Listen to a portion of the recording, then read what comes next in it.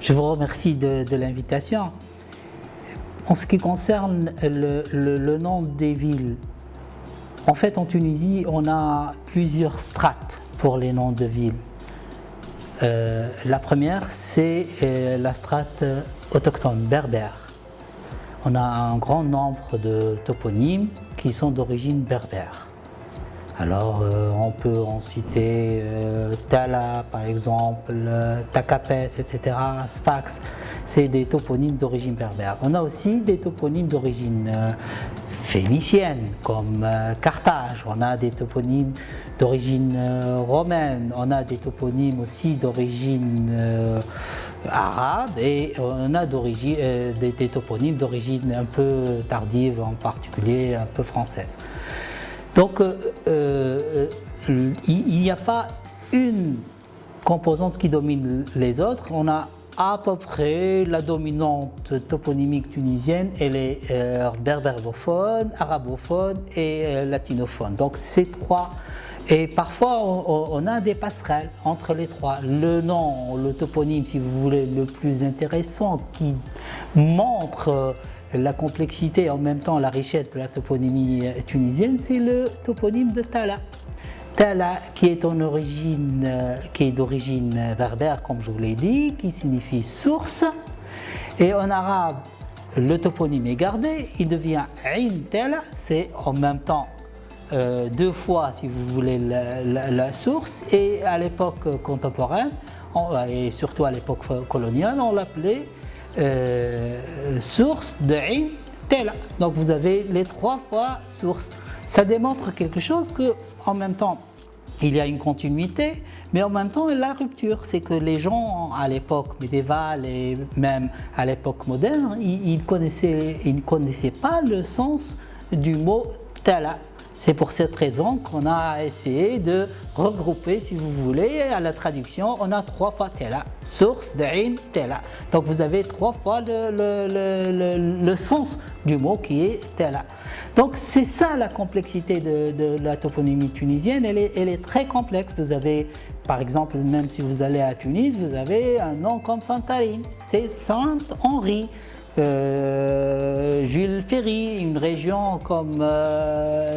donc c'est très complexe, mais en même temps, on a le fond essentiel, je le dis, il est berbère, mais on a des affluents d'origine orientale, etc.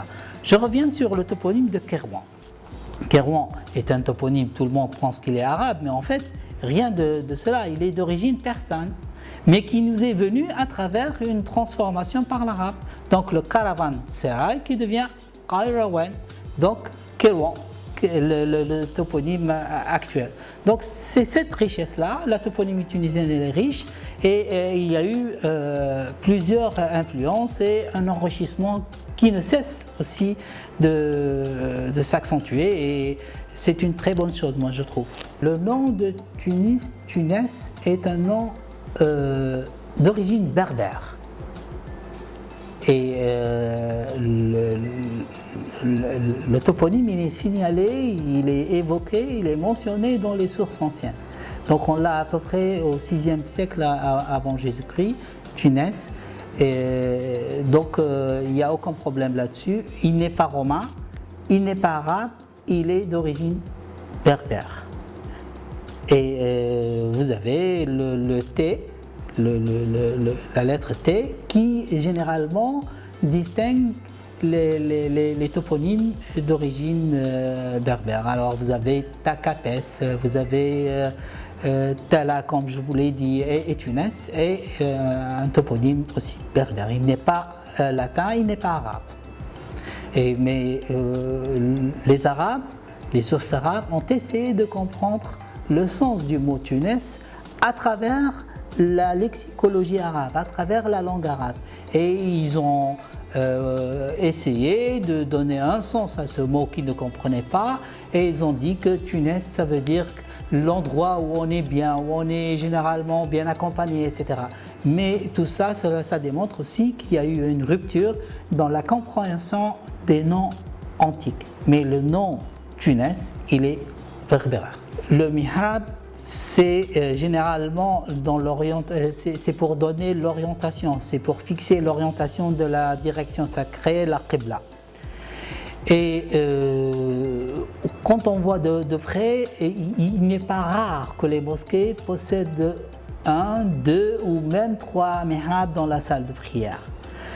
Et cela n'a en réalité pas de très grands incidences sur la prière en elle-même. Mais généralement, c'est lié au rite. Vous savez que les musulmans ont 2 rites. Il y a les hanafites, il y a les sunnites, et à Djerba en particulier, il y a un rite un peu particulier, c'est les ibadites. Et donc généralement, tout le monde se dirige vers la même direction sacrée, mais chacun essaie d'avoir son petit coin dans la mosquée. Et vous avez un endroit pour les sunnites, les malikites, et un endroit, généralement, c'est le mihrab dédié aux ibadites. Donc vous avez ces 2 rites qui dominaient Djerba, notamment à Sedvikh, qui est un village ibadite. Qui sont les Aghlabides? Les Aghlabides, c'est une dynastie arabe, d'origine arabe, c'est des Tamimites, qui ont été investis du pouvoir dynastique vers l'an 184, vers l'an 800 de l'ère chrétienne. Et ils ont formé en Tunisie, en Ifriqiya, si à l'époque on l'appelait ainsi, la première dynastie autonome, mais dépendante du califat abbasside.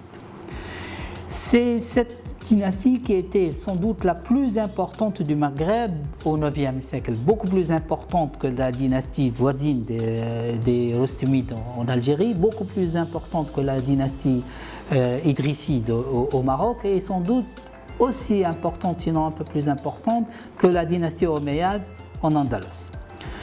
Et de ce fait, les Aghlabides étaient un pouvoir assez fort économiquement et politiquement, et à leur époque, il y a eu la conquête des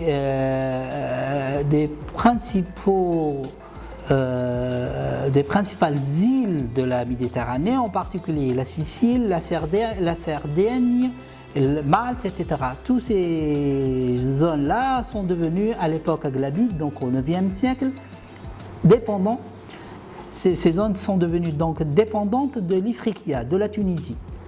De ce fait, il y a eu un transfert à travers l'Ifriqiya, un grand transfert de population, un grand transfert aussi de savoir-faire, d'artisanat, d'architecture, etc. Et c'était le même pays, si vous voulez, c'était le même pays. Et tout ce qui se faisait en Ifriqiya se faisait aussi presque de la même façon dans ces îles-là. Et il y a eu un grand commerce entre ces 2 régions. Le sud de la Méditerranée, en particulier l'Ifriqiya, qui était la plus évoluée et la plus prospère, et le nord de la Méditerranée, les îles, la France, le pays gaulois, etc. Donc il y a eu un échange intense, et à partir notamment de la Sicile, qu'il y a eu une grande influence sur l'architecture, sur l'art, sur l'écriture, sur le développement des sciences, etc. en Europe. Donc il n'y avait pas de coupure, et c'est surtout à partir des Aghlabides. Mais le phénomène, les influences continuent aussi à l'époque fatimide. Il y a eu aussi un grand échange entre l'Ifriqiya et l'Europe à l'époque aussi fatimide. Le Ribat, c'est une fortification côtière. Et Sousse était un grand centre de fortification, parce que c'est à partir de Sousse qu'il y a eu la conquête, par exemple, de la Sicile, en 212 de l'Hégire, si je me souviens bien. Et à partir de Sousse, il y avait aussi un chapelet de fortins le long de la côte. Parmi ces fortins, ces forts, il y avait Qasr al-Toub. Actuellement, c'est la région de Sidi Abdelhamid. À côté du mausolée de Sidi Abdelhamid, je ne sais pas si vous le connaissez, à côté du mausolée de Sidi Abdelhamid, là où il y a la foire de Sousse, si je me souviens bien, juste en allant vers la foire, il y a un mausolée qui s'appelle Sidi Abdelhamid, et à côté de ce mausolée, il y a un ancien fort de l'époque aghlabide et qui s'appelle Qasr Otto. Ça faisait une relation avec le Ribat de Sousse, la région de la Kasbah de Sousse et en allant vers Esqanes Monastir Sahlin. Donc toute cette chaîne-là était très fortifiée et parmi les relais les plus importants, il y avait Qasr Otto. Les traces existent. Nous l'avons fouillé, si je me souviens, en 1996. Et effectivement, c'est un fort qui ressemble beaucoup de par son plan, son architecture, son agencement à l'actuel Ribat de Sousse. Donc il n'était pas très différent. Nous avons une courtine à peu près carrée ou rectangulaire, jalonnée de 4 tours d'angle et une seule entrée avec un patio au milieu et des espaces tout autour. Donc c'est un site archéologique très important dans l'histoire de la ville de Sousse et notamment du Sahel tunisien, y compris la ville de Monastir, parce qu'il est à mi-chemin. Généralement, on emploie la formule lapidaire, on dit que 3000 ans d'histoire, mais la Tunisie a beaucoup plus que les 3000 ans d'histoire. On a une histoire très riche et tous les jours on découvre, notamment en archéologie, en histoire de l'art, et il y a tout un pan de l'histoire que nous n'avons pas encore bien exploité. C'est les arts mineurs, c'est le savoir-faire, c'est les traditions populaires qui, tout en étant authentiques de nos jours, mais généralement elles nous transmettent un savoir-faire ancestral. Donc on n'arrête pas de découvrir.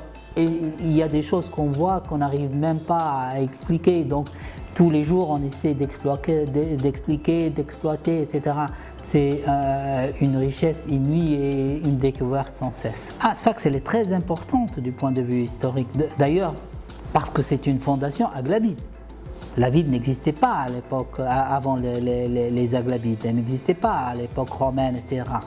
C'est une ville qui est un peu authentique, elle conserve des monuments extraordinaires. Les remparts de Sfax datent du 9e siècle, la mosquée de Sfax date du 9e, elle a été rénovée au 10e, 11e siècle. C'est une ville très riche du point de vue archéologique, du point de vue patrimoine.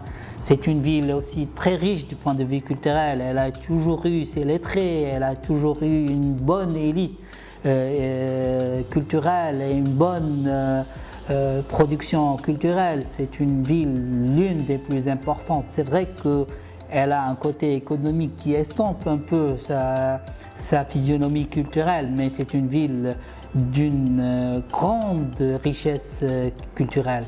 C'est l'occasion pour montrer que Sfax a quelque chose à apporter à la culture. Autant que Sousse, que Tunis, que Kairouan, Sfax a une grande importance sur la culture tunisienne.